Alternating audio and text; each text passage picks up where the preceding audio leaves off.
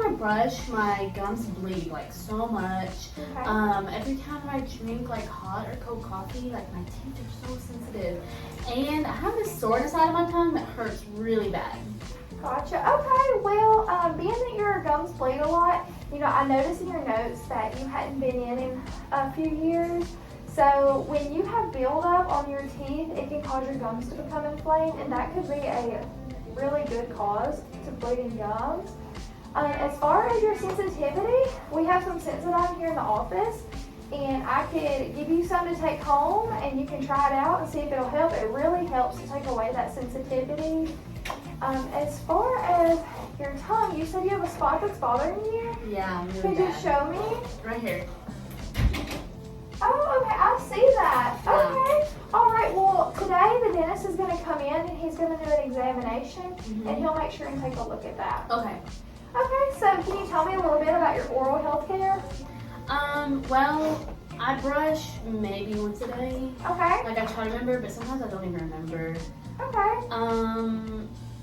I don't use floss. Gotcha. Like, I just can't remember, and also when I floss, it just bleeds a lot, and I just don't like doing it.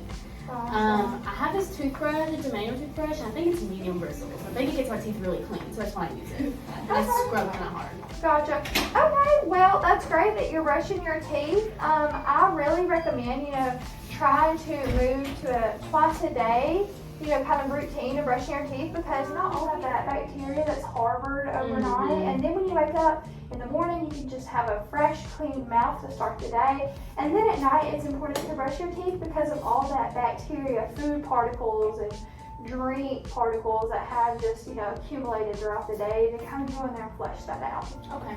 Okay, and you said that you don't really floss very much. Never. Okay, all right. Well, it's important to floss because, there's particles that get wedged in between your teeth, in between those contacts, that our toothbrush bristles can't really just get in there and remove.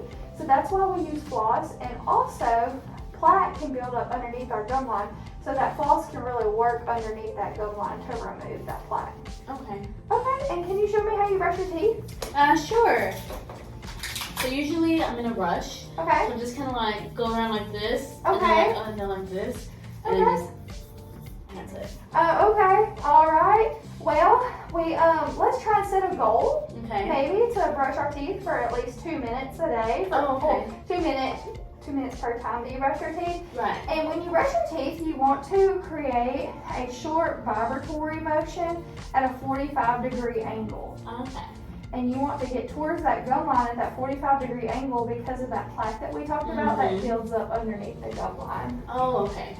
Yes. And what kind of mouthwash are you using? So I'm using something called like fennel or fennel, something like that. Okay. My friend told me that it helps with like irritation and like pain. So I've been using it like 3 times a day. Oh, okay. So I noticed, you said you had a lot of gum irritation. Yeah. So with that mouthwash, it contains alcohol, and I do think it's great that you're using a mouthwash, but using it so often throughout the day, every single day, can also go in there and create some irritation. Oh. And also, I've seen in your notes where you have a history of family alcoholism. Right. So I recommend getting a mouthwash that contains no alcohol in it, and I just feel like, maybe that's a very smart to do, right now. And back to your toothbrush, I know you said you use a medium bristle toothbrush, so that can also be another thing that can irritate your gums as well. So we recommend a soft bristle toothbrush. Okay, is this what that is? That is Okay. what I'm giving you to take home, and I'm also giving you some of that Sensodyne to take home as well. Oh, great, okay. All How right. often should I use the Sensodyne?